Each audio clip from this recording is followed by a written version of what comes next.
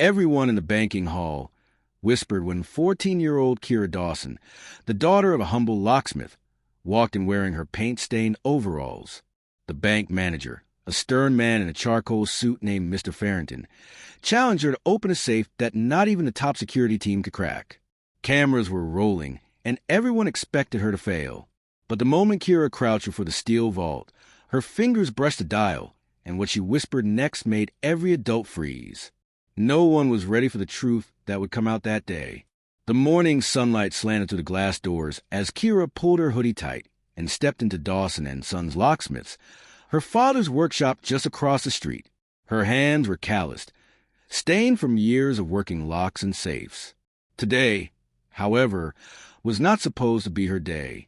Big city financiers from Triad Bank had booked a demonstration for a safe that cannot be opened.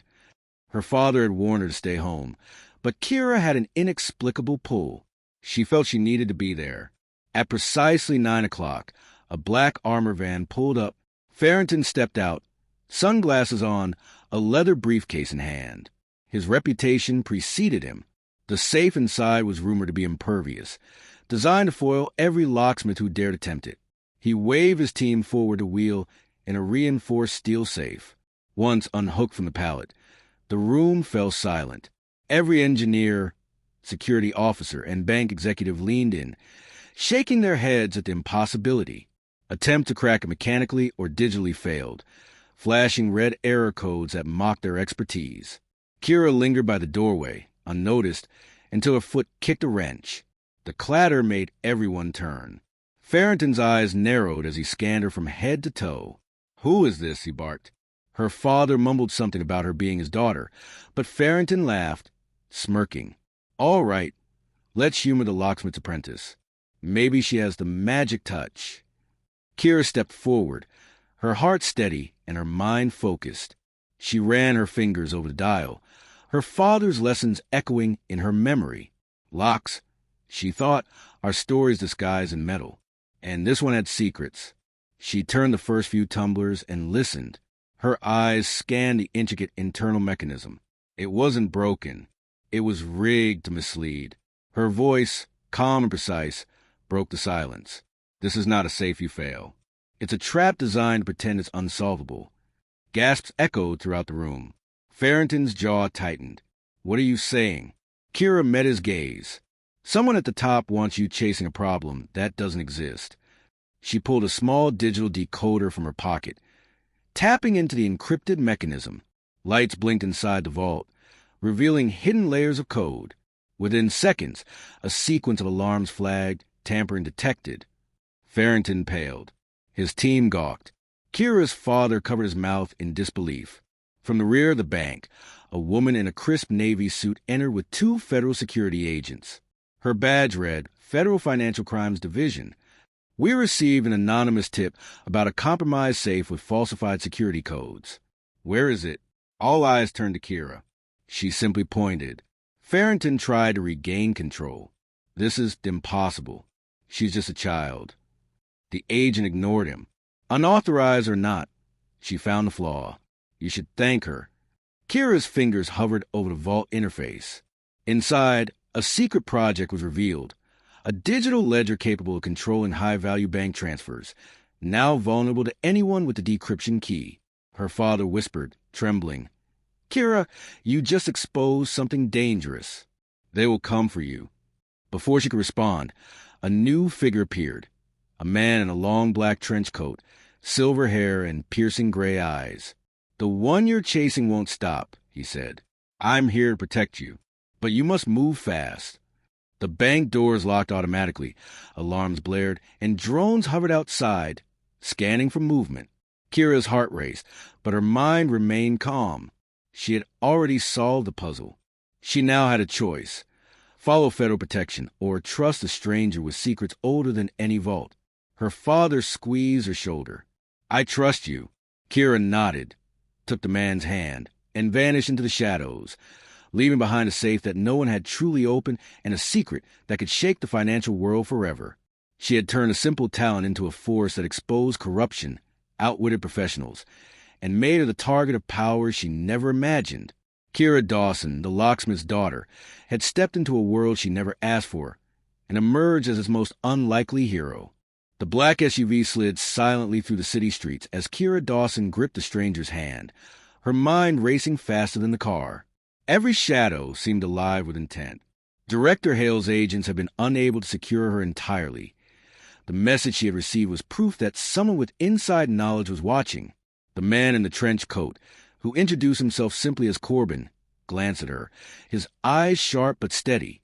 "You just pulled a thread that unravels a network bigger than you can imagine," he said. "And now, you're the key to controlling it." Kira swallowed hard, glancing back toward the distant glimmer of her father's workshop. She had left him exposed, alone in the hands of professionals who could not be trusted. "He'll be fine," Corbin said almost before she could voice her worry. "I have contingencies." But even as he spoke, a black drone buzzed overhead, its lenses glinting in the sunlight. "They're tracking us," he added, slamming the SUV into a sharp turn that sent Kira sliding against the seat. Inside the SUV, Corbin handed her a small encrypted tablet. The screen flickered to life, showing a labyrinth of code, schematics, and files marked with a name that made her breath catch: Project Malachi. "This," he said, voice grave, "is what the safe was hiding. A decentralized AI network capable of infiltrating financial, communication, and transportation systems. Whoever controls this controls everything." Kira's fingers hovered over the tablet. For a moment, the fear was overwhelming. She was a locksmith's daughter, not a cyber operative. But instinct and curiosity had always been her allies.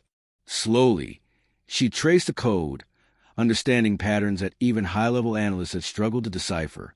Malachi was awake now, reacting to her touch, analyzing her in return. The SUV screeched to a halt in a hidden alleyway. Outside, Corbin scanned the streets. "We have to move on foot. Too many eyes." They sprinted through a series of shadowed corridors, the city's underbelly stretching endlessly before them. Kira's pulse hammered, yet her mind remained calm. Every lock she had picked, every mechanism she had studied, had led her to this moment. Malachi had been coded with puzzles, and she knew how to think like a puzzle. Finally, they reached a nondescript building tucked between two abandoned warehouses. Corbin swiped a keycard, and the door slid open to reveal a high-tech operations center humming with monitors and servers. Screens displayed real-time maps of networks, drones, and financial flows. "Welcome to the fallback hub," Corbin said. "You are now the most valuable person in this city and the most vulnerable." Kira stepped inside, eyes wide. She recognized systems she had only ever studied in textbooks or online tutorials. She traced her fingers over the interface, finding the sequences that had activated Malachi. "If I reverse the logic here," she muttered. The AI responded almost instantly, highlighting vulnerabilities, showing her paths of control. Corbin nodded, impressed. "Exactly. Only someone with your mindset can navigate this. Malachi isn't just code, it's reactive, learning, and relentless." Hours passed in tense silence. Kira guided the AI, stabilizing it, redirecting its energy away from malicious vectors, and securing the vulnerable systems. Outside, Corbin coordinated with federal contacts, ensuring no one could trace them or intervene prematurely. For the first time in her life, Kira felt a surge of power, not arrogance, but clarity. She had stepped into a world of shadows and secrets, and she could survive it. As night fell, a quiet alert pinged on the system. A trace attempt. Someone was trying to seize control of Malachi remotely.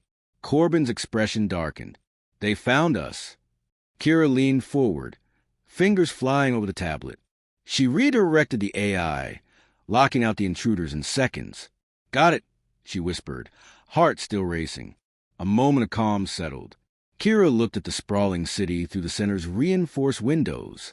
She had started the day as a locksmith's daughter, underestimated by everyone in her life. Now, she had saved the city from a potential catastrophe and outsmarted experts who had spent years trying to crack Malachi. She felt exhausted, exhilarated, and profoundly aware of the weight she now carried. Corbin approached, his face finally showing the faintest trace of a smile. "You did it. You controlled what no one else could. You've earned your place."